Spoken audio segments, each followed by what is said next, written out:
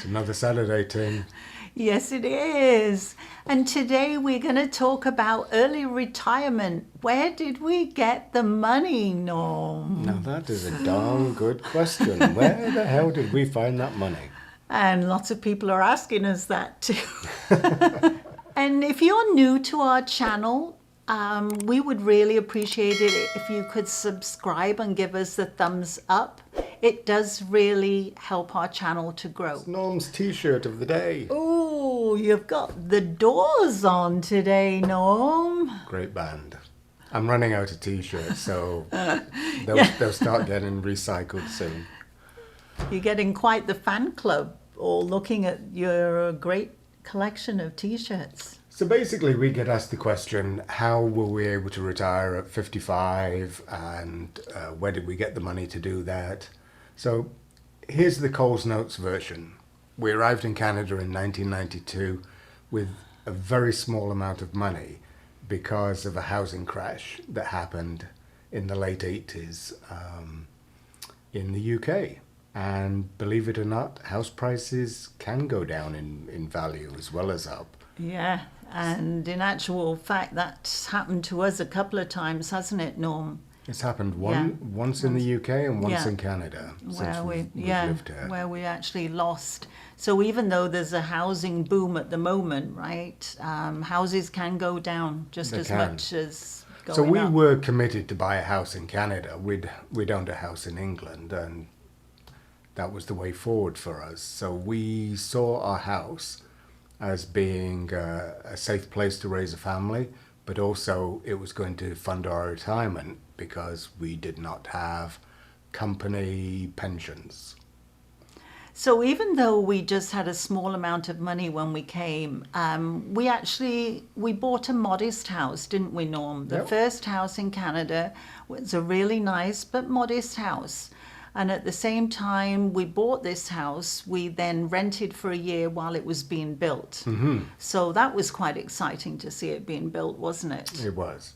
And around that time, The Wealthy Barber came out. It's a personal finance book by Davidhilton.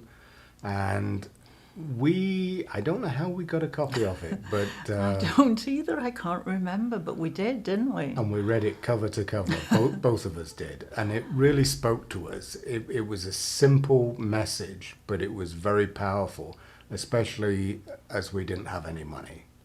It was kind of the message we needed to hear, wasn't it? It really was. No money, starting over, and hey, if this book can do it, we can do it. And I was 38 years old, so to put it into context, we were starting over again. And so what did Davidhilton tell us to do? Well, basically he said to pay yourself first, and we thought, ooh, that kind of sounds a really good idea. Easy enough. Yeah, so that's what we did. We set up a standing order to pay. We sent 10% of our monthly money away. So that's what we did. We paid that first, and then we learnt to live on what was left over. And the funny thing was, after a while, we didn't really miss it, did we? Never missed the money. After 2 or 3 months, you didn't even know you were saving because it was just automatically taken. It was great, wasn't it? So we put that into mutual funds. So it was being paid every month into mutual funds in cash, and then we would buy units in the mutual funds. And initially they were going pretty good until they stopped going pretty good. And then they weren't making money for us, and the management expense ratios were very high. This is in the mid to late 90s. So we decided to get rid of the mutual funds, and so what we did was opened a discount brokerage for an RSP, and I had the mutual funds sell off all the units in their funds and send the cash to the discount brokerage. And then we bought good quality dividend stocks, primarily, some US to maximize the foreign content that you're allowed to do in those days, and the rest in Canadian equities. And while we were very busy doing that, we had actually been looking at a subdivision very near to where we lived. And lo and behold, our dream house came up at that time, didn't it? It did, but even better was the price, Haiti. Oh, it was because the house actually was a power of sale. So we got it at an awesome price, didn't we? We got it deeply discounted Yeah. because No, it did need it was a work. bit of a mess inside, and Yeah. the people who had it had disappeared in the middle of the night. Yeah. So we did have to spend quite a bit of money on it over a period of time, didn't we? But we were handy. We Yeah. could do painting and flooring and We did all lots, that good didn't stuff. we? So we got the dream house, which is what we felt we owed the children coming Yep. to Canada. It's a beautiful house, and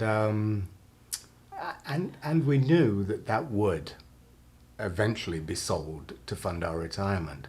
Yeah. So instead of contributing to RSPs, what did we do with the money?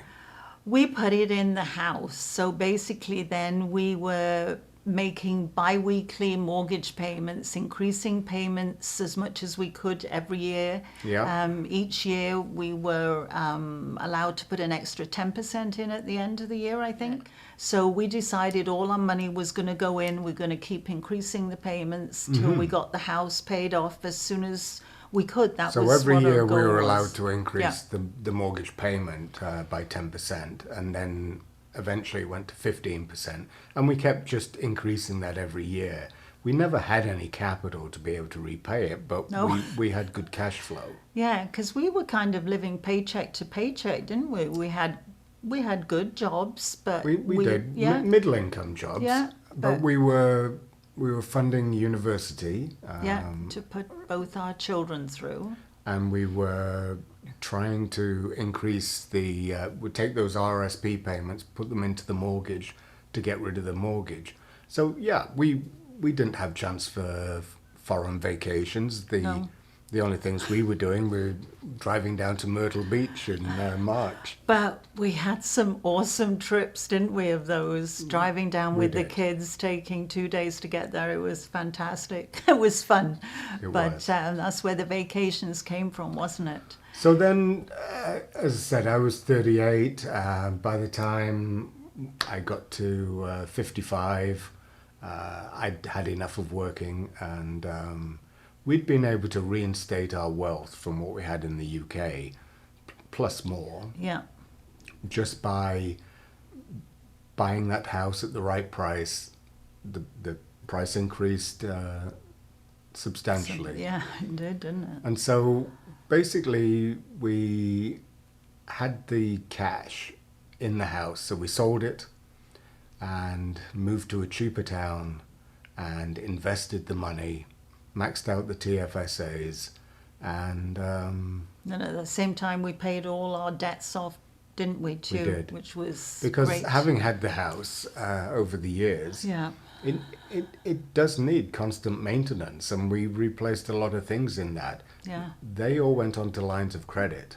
Yeah, So- because we put decks and roofs and windows, didn't we? All had to come from somewhere, didn't it? So the decision was pay the line of credit off when we sold the house, and we walked away debt-free with a smaller amount of money, but we've invested that, and it's Enough. been great. It has. And that's why we've travelled so extensively, because we missed out on travelling. Coming to Canada at the age we were, and having the additional expenses of rebuilding a life and putting your kids through university Yeah. or helping them. They helped us as well by contributing towards them. And But that was always our plan, wasn't it? Our plan was to have the children and then that we would start traveling after. And really, that's what we've done, haven't we? And Yeah. it's been fantastic so far. so we would encourage anybody in your mid-30s, early 40s, you can do this. Yeah. If you're not doing it already, there is still time. Start paying yourself first. Look to buy a house. Build some wealth. If you can't afford a house, buy an apartment. Yeah. And get on that housing ladder. And that's how we did it. It was real estate by buying and selling houses, moving up the ladder, that we've been able to create a retirement fund that we were able to retire early. So that's our story. It is. And we hope everybody's enjoyed our story and hope everybody is staying safe and keeping well. And thanks for watching, and until the next time. Bye-bye. Bye-bye.